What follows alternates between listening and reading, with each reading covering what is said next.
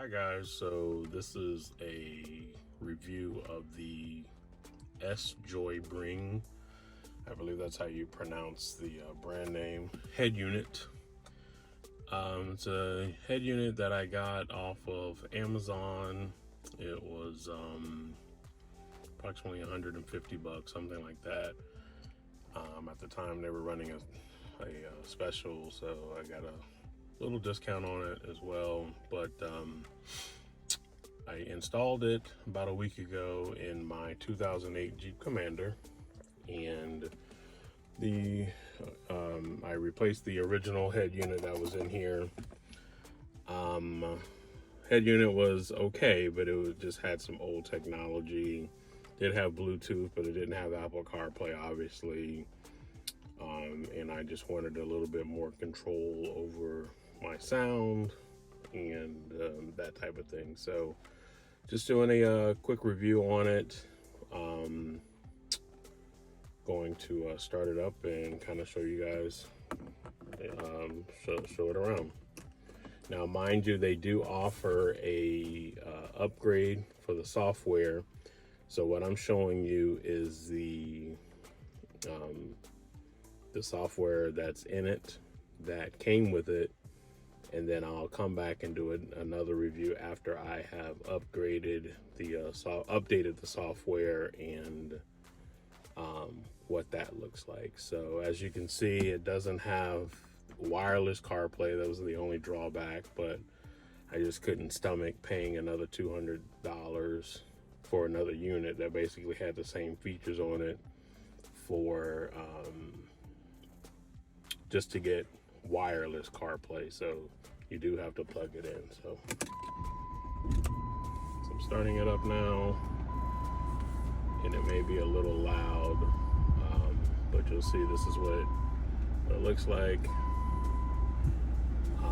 This is the CarPlay menu, so when I plug my phone in, it'll come up into Apple CarPlay, but I'll show you around first what it looks like. So you have your basic menu, radio, Bluetooth, phone link, which phone link is your CarPlay or would be your Android Audio.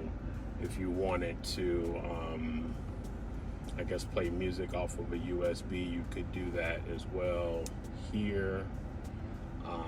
Same thing with an SD card. It also has AVN, so on the back side, it has RCAs for your,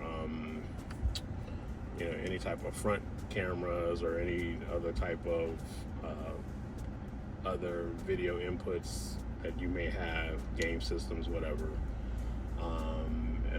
And then here's the actual front camera if you wanted it. Obviously your setup, but then here was the option that I really loved, which was the equalizer that comes with it for a unit of this, within this price range. To get this many bands that you could control was very cool for me to get. So obviously it has its, this is my custom setup, and I'm still trying to tune it right for my liking. But it also has different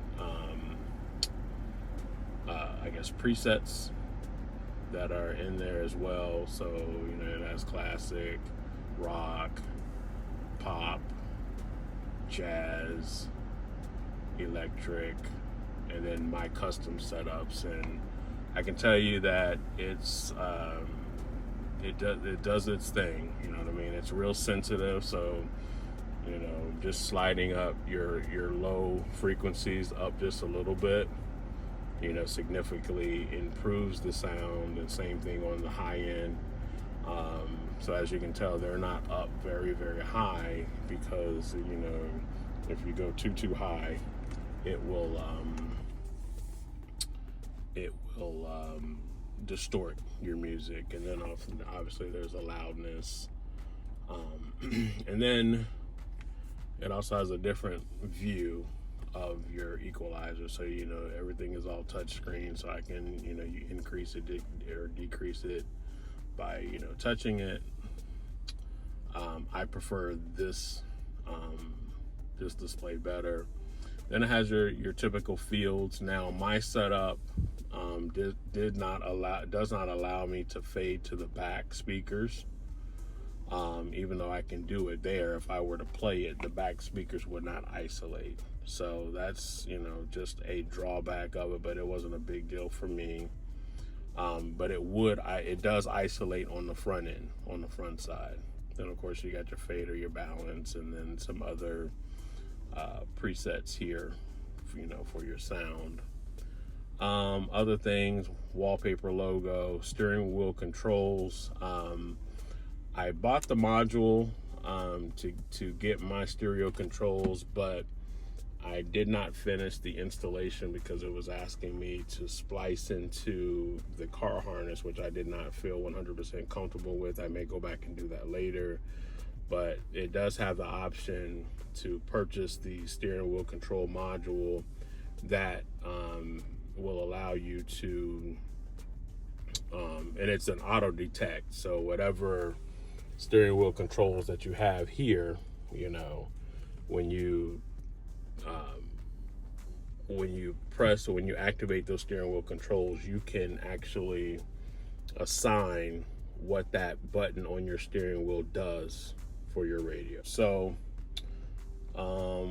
functionality, I mean, in terms of the touch screen, it works, no issues. The only thing I wish I did have, I didn't think I was going to miss it, but actually having a volume knob versus the touch screen for your volume here. It's when you're driving, sometimes it's just easier to just turn a knob versus trying to get, like, I have pretty large fingers, so trying to get your finger exactly on the plus or minus, it's just something that I'll just have to get used to. But in terms of mosquitoes, I love summer. Like if Dracula decided blood's not really his thing anymore. So as you can see, it took me a minute to actually find the volume here, but this obviously is just your traditional radio, over-the-air radio, and it functions fine. AM, FM, all the presets you're gonna want, equalizer, all of that stuff. So radio's fine. Your Bluetooth is your standard Bluetooth.